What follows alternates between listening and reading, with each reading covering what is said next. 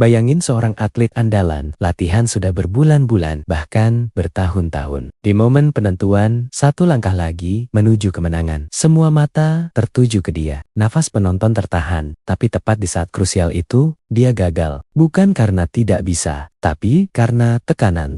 Kejadian kayak gini punya nama, orang menyebutnya choking. Kondisi di mana seseorang justru tampil buruk saat momen paling menentukan, padahal kemampuannya sebenarnya sudah teruji. Ini sering banget terjadi di olahraga. Tapi bukan cuma atlet yang ngalamin, pembicara di depan umum bisa kena. Musisi kelas dunia pun bisa kena. Banyak orang langsung nyalahin satu hal, yaitu grogi. Tapi pertanyaannya, kenapa rasa gugup bisa ngerusak performa orang yang sebenarnya sudah ahli? Para peneliti menemukan ada dua penjelasan besar. Dua-duanya sama-sama ngomongin satu hal inti, yaitu fokus. Penjelasan pertama disebut teori gangguan. Intinya gini, performa kita turun bukan karena kita lupa caranya, tapi karena pikiran kita kebagi. Harusnya fokus ke tugas yang lagi dikerjain, malah kepikiran rasa takut, ragu, atau khawatir gagal. Pikiran penting dan pikiran gak penting berebut tempat di kepala. Dan ujung-ujungnya ada yang harus dikorbanin. Otak manusia punya batas, nggak bisa ngolah terlalu banyak hal sekaligus. Apalagi untuk tugas yang butuh daya ingat jangka pendek. Kayak waktu kita nyimpen nomor telepon di kepala atau nginget daftar belanjaan. Tugas model begini paling gampang ambiar kalau lagi tertekan. Penjelasan kedua disebut teori pengawasan berlebihan. Di sini masalahnya bukan pikiran kebagi, tapi justru kebanyakan mikir.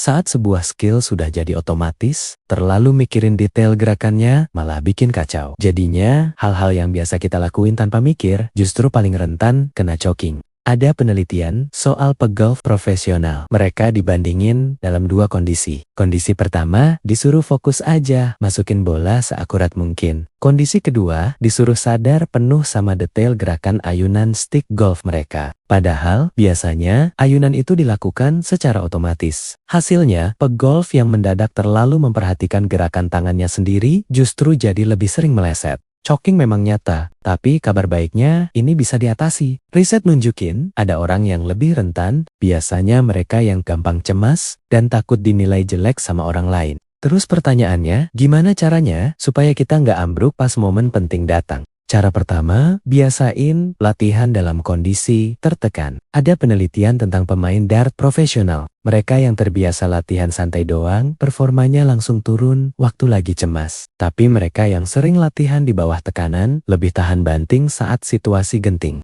Cara kedua, punya rutinitas sebelum tampil. Banyak performer hebat percaya sama ritual kecil. Bisa tarik napas dalam beberapa kali. Bisa ngulang satu kata kunci di kepala. Bisa juga gerakan kecil yang ritmenya sama setiap kali. Ritual singkat kayak gini bikin performa lebih stabil dan lebih akurat saat tertekan. Cara ketiga, arahkan fokus keluar, bukan ke dalam. Fokus ke tujuan akhir, bukan ke detail gerakan tubuh. Sama seperti penelitian soal pegolf profesional tadi. Jadi mungkin pepatah lama perlu sedikit diubah. Latihan memang bikin sempurna, tapi latihan di bawah tekanan, dengan fokus yang tepat dan dengan tujuan akhir yang jelas di depan mata. Itulah yang bikin kita tetap tenang, bahkan di detik paling menentukan.